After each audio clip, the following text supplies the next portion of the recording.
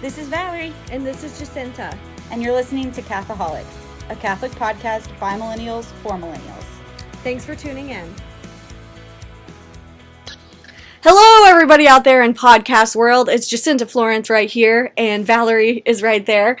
And we are back for another week of Catholics podcast, episode 12 or 13. I'm not really sure, but we're back, and it's great.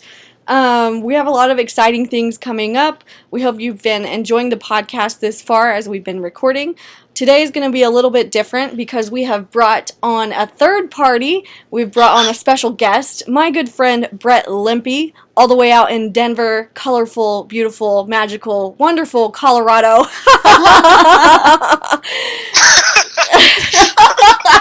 was that, Brett? Wow, that was a good sale. I think everybody's going to move to Colorado after listening to this. For sure. Great, Yeah. Housing prices are going to go up even This whole more. podcast is really a pitch to move to Colorado. Nobody really knows. Nobody's moving here already. Like, it's pretty barren. So, Yeah, it's a wasteland. Nobody's there. It's super Yeah. cheap to live there. Yeah. Because no one's there. It's very affordable. Yeah, and today we're going to be talking to super Brett, affordable. and he is going to be talking about his life, because you have an interesting life, and the work that you do is beautiful too, so we want to talk about that. But I remember when I first met you in the parking lot of, what was that church, Brett? Our Lady of Loretto. Our Lady of Loretto, yes. I was there with a couple of my roommates, and we spotted you, and we were like, Brett. That guy. That guy. And we were like, come over to our car. And you came over, and you were in the middle of RCIA, converting to the Catholic faith, and at a real turning point in your life. Could you tell us what exactly was going on during that time, and a little bit about your background, because you have an amazing story? Oh, thanks, Jacinta. Yeah, tell us more. Yeah, well, sorry, what were you saying? I said tell us more. Oh, tell you, like, how much? Like, starting from June 7th, 1994? Or, no, I'm just kidding. Let's go back to the beginning. You tell me how you came into the Catholic Church. Yeah, I think that's a good place to start. It's always hard because I feel like my conversion was just a series of a lot of different conversions. Mm-hmm. It's just kind of like, yeah, my full conversion is just was just a bunch of different experiences that I had with the Catholic Church. And the first time that I really had a big experience or attraction to the Catholic Church was I was living in St. Louis. Shout out. Shout out to St. Louis. I was living there between like 2016 to 2017, and How was that? How was that? Yeah. Oh, I love St. Louis. Yeah, St. Louis is a great place. Especially, I don't know. I really liked like the culture that's there, and yeah, everybody seems to be like very like connected socially. Everybody's got a guy for something. Like you got a car guy. Oh, I thought you meant like you know. everyone's dating a guy. I was like, really? I thought so too, and I was like, well, he ain't wrong. That's true. No, but yeah. So I was living in St. Louis, and then I just had the random thought one day to go and visit a cool-looking church, and so I looked up on Google on my phone churches near me, and I ended up at the Basilica of St. Louis that day, God and that was bless. the most beautiful thing that I'd ever seen in my life. Walking up to it, I was like, whoa, this is quite a castle that I'm about to enter into. And then Right? walking in, I got to see the 40+ million mosaic tiles that were lining the ceilings and Wow. whatnot. So, yeah, that was the first time that I'd really encountered the Catholic Church in a really profound way. And Yeah. so that kind of sparked me to start asking a lot of different questions. And I had a relationship with God at that point just through prayer and meditation and Mm-hmm. living with practicing different spiritual principles in my life. So I definitely believed in God. And so I started using that, the Basilica, just as a place to go and pray. I started to go to Mass there. Wow. And ended up meeting with a priest, and And you still, weren't like, I just you weren't Catholic obviously before that, but you were like no. okay. Not even close. Yeah, I wasn't raised Catholic. I had one Catholic friend growing up, and then I had a roommate that was Catholic once. But really, I didn't know anything about the church up until that point. So yeah, that's when I started to encounter it. Wow, that's amazing. So you'd say that this was an encounter with beauty, right?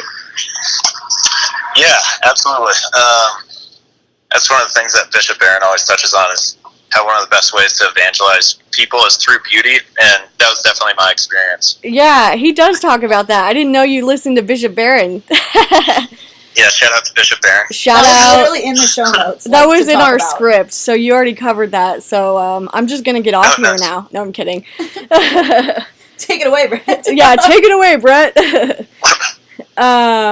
Yeah, so tell us a little bit more about life before, like, any Christianity, and like, and what propelled you to seek out truth, goodness, and beauty ultimately? Well, I always think about the line that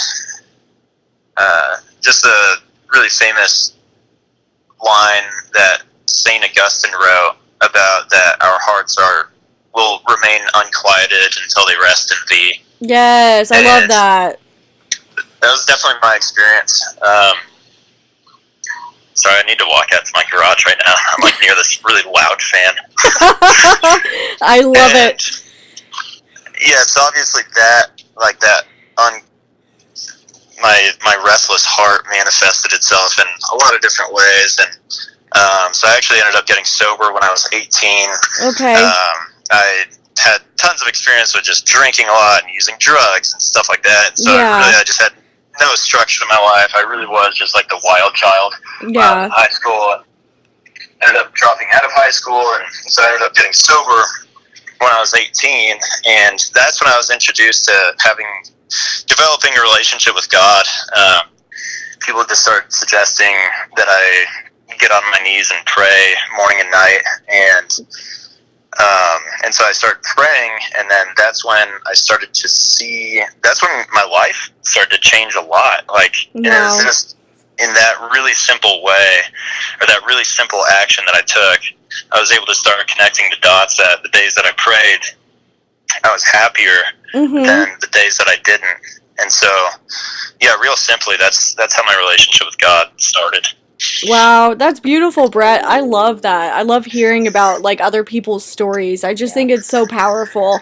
And especially just knowing you and seeing you come into the church on your own, like, none of your family are living out. Well, I shouldn't say that live, but it didn't seem like you were raised with Catholicism, obviously.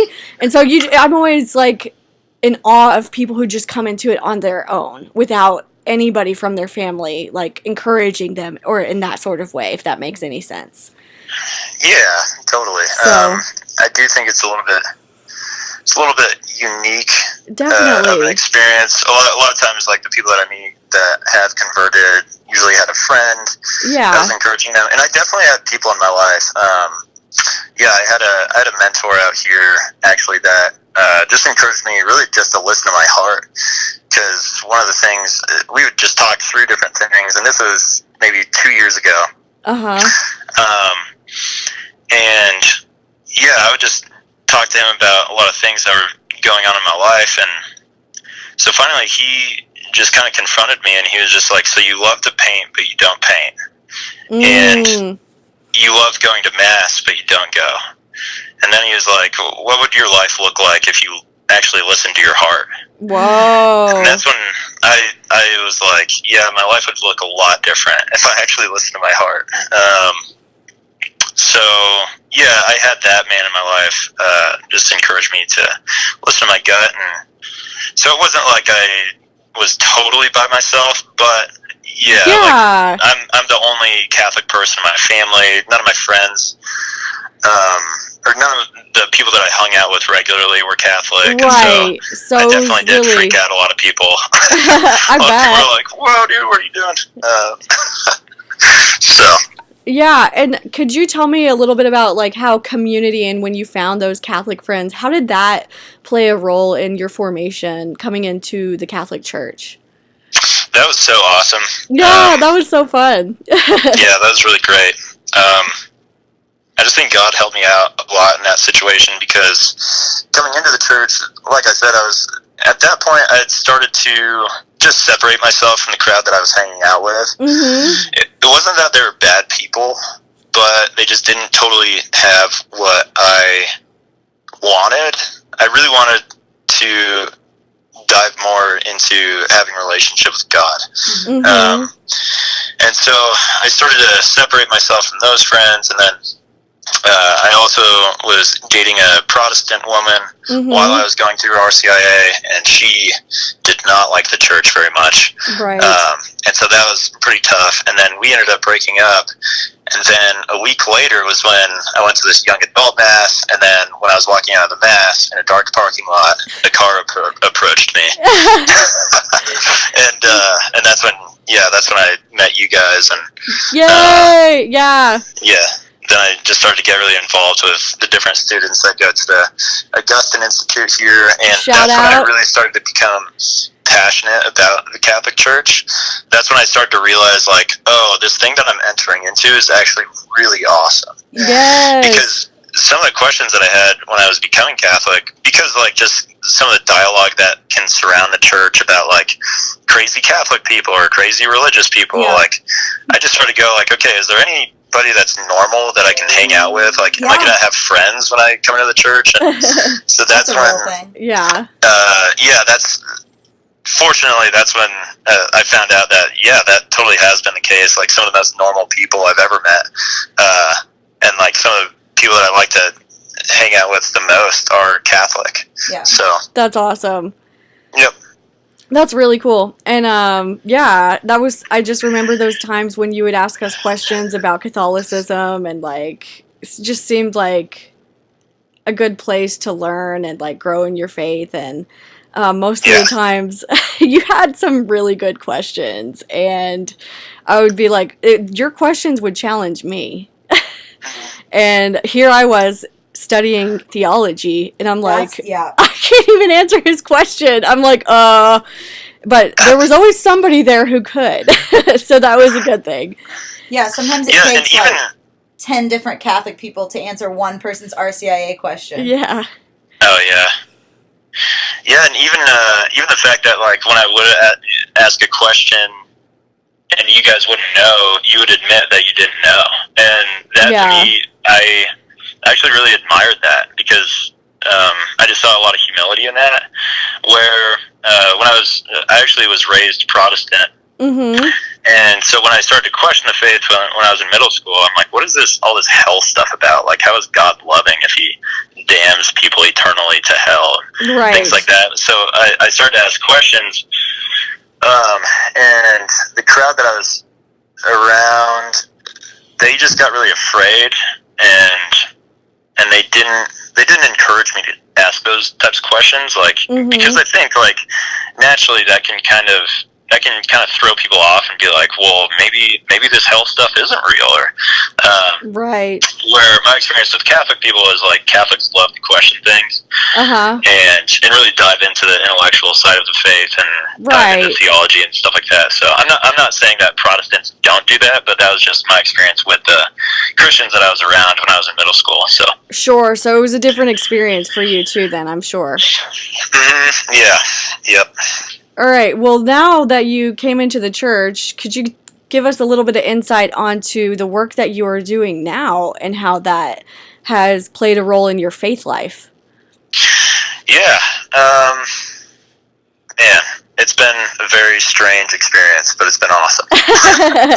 That's awesome. So, yeah, when I came into the church, I was working in construction. I was working in land surveying, hammering sticks in the ground all day. It was awesome. Kind of. Sounds like it. And especially when it's cold outside, right? Yeah, especially, or when it's really hot. And it seems to, when you're working outside, it seems to, like, never be just nice. Right. It's either one or the other. But hit me at some point in time that the only thing that was holding me back from being a full-time artist was my fear of financial failure, or like fear of just failure in general.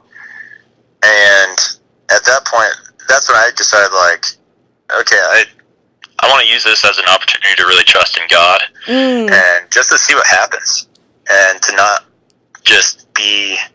have this like desire to seek security or like earthly security, right? To be totally detached. Sorry, what'd you say? To be detached. Yeah. I saw it as an opportunity for me to kind of just detach from those things, and so that's when I decided to quit my job and pursue being an artist full time. And I've been an artist my whole life, and I always wanted to give it a shot, going full time, but I was always just like, I don't know. It was just a really, it's an uncommon path that someone can take for sure. So definitely, yeah. But you're doing it, and now you are traveling and painting churches. Like, tell me more about that and what work you have coming up, because that sounds really cool. Yeah, so I just got back from a trip that I just got to go out to Topeka, Kansas, and help with the project that's happening at St. Joseph's Catholic Church out there. It's a huge mural project. I got to go out there for 3 weeks, and they were kind of wrapping up the project, and they just needed some extra muralists. So that was a really cool experience. Wow. Yeah, so to be able to be a part of creating the beauty, like, that can actually evangelize people and help people's lives has been just an awesome experience. And that's beautiful. I still definitely don't know what I'm doing, but it's been fun so far. So well, it's a good experience. Seems like it's working out for you. And where are you traveling to next? I have no idea. So actually, so my original plan was to stick with that studio and travel the country, but then I decided I would rather not travel, so I'm back in Colorado. Where you belong. Right up here, just working on different commission works. I'm doing some portraits. Right now I'm working on a painting of a family. It's a picture of a family where they had just baptized their son, so. Oh, that's beautiful. That's a pretty cool painting. Yeah. That's awesome. And you recently, like, helped out with a pro-life art show. Could you tell us a little bit more about that? Sure. I love your questions. You're always like, tell me more. That's just me. You know that. I want to know everything. So I love talking about myself. It totally works out. That's great. So the pro-life art show originally began because I had an art show scheduled early August, and it was going to be held at a venue. None of my artwork was going to be explicitly pro-life, and I had made a couple posts on social media about my stance of being pro-life. And one day I just get a text from the venue owner where this art show is going to be held, and I get a text from him saying, we're canceling the art show. We don't want anything to do with the pro-life message. I respect your spiritual path, but that goes against our community's goals and whatnot. So they canceled it not because your work was pro-life, but because you specifically are pro-life? Right, yeah. It was because of my beliefs and what I was standing for. That's things insane. Like that. So, and I mean, I did post a painting of a pregnant woman laying in a field that was going to be used for a pro-life book. Mm-hmm. But like I said, like, it wasn't explicitly pro-life. Like, nobody would walk past that painting and go, that's a pro-life painting. Right. So, it really was, like, the show got canceled because I'm a pro-life person. So, that's discrimination. Sorry, what'd you say? I said that's discrimination. Yeah, that was the first time that something like that had ever happened. And becoming Catholic and being pro-life, I've known what I'm signing up for. There's always going to be a target on your back. Yeah, for sure.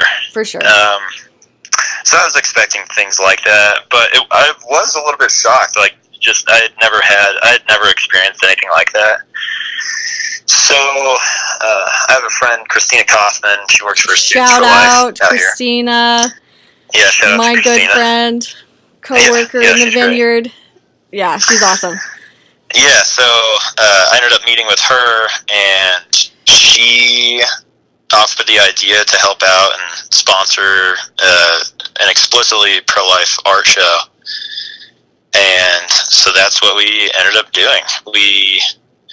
I got in contact with a lot of other Catholic and pro-life artists out here in Colorado, and so a couple weeks ago we got to hold a pro-life art show in the middle of Denver, and Nice. It was really successful. We got to sell a lot of work, and a lot of the proceeds went to the pro-life movement. So overall, it was successful, and the whole situation ended up being a benefit to the pro-life movement. That's beautiful. So something really good came out of that. That sounds like it was fruitful. Yeah, it was awesome. awesome. It was really fun. That is so cool. Awesome. Well, speaking of your work and your paintings, where can people connect with you and find your work? So I'm all over social media. You can find me on Facebook or Instagram, Brett Lempe. It's kind of a weird spelling, but yeah. So BRETT. I'm a 2T Brett. I'm not a 1T Brett. Those Bretts, I don't know. Thanks for clarifying. Just hurts my brain. Yeah, and my last name is spelled Lempe. So you can find me on social media or just go to brettlempe.com to be able to get in contact with me and see my work. Yeah. Awesome. And we'll put your stuff in our Show notes online too, so people can go directly there and find you Awesome. Thank you. Absolutely stalk you.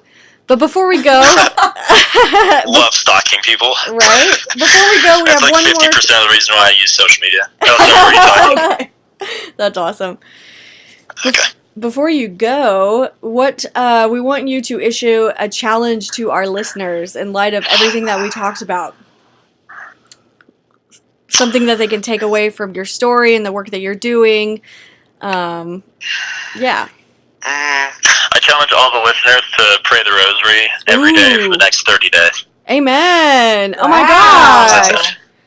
gosh. Are you praying the rosary every day then? No, but I Hey, at least he's real, but he sees the beauty in it. Hey, that's a good challenge. All right. Pray the daily rosary. I like it. That's good. All right, man. Well, thank you for coming on the show. You are the Yeah, best. thanks for having me on. Yeah, thanks for so sharing much, your Brett, and story and the work that you're I'll doing. meet you Yes. soon. Okay, Yeah, so we I'm have in Colorado. I guess that's a major announcement for us right now. Well, when we post this one, everyone will already have heard the announcement. Oh, just kidding. Okay, so We're Valerie's recording backwards again tonight. okay. This gets confusing. Valerie is moving to Colorado, so she will meet you soon. Yeah. So Awesome. Well, I look forward to seeing you, and I'm sure everybody else here will too. So, yeah, thanks again for having me on here. for Yeah, sure, for Brett. sure. Thank you, and thank Thanks you so for all much. the work you're doing. All right. Bye. Thanks for listening. Thanks to Brett. Go make sure to check out his social media and his website and his all that. artwork. And his artwork for sure. And if you can support him in any way and commission him a painting, I don't know, maybe do it, man. Do it. But yeah, thanks for listening, and thank you for your patience as we have some transitions coming, as you heard last week. If you haven't listened to last week's episode, it'll kind of explain why the next couple weeks are going to be nutso and why our audio might be a little off. So thank you in advance for your patience. And we're glad that you're here. Yes, as always, we are glad you're here. Find us at Catholics Podcast on Instagram. And you can find us, Catholics Podcast, wherever you listen to your podcasts. Thanks for playing. Bye. Bye.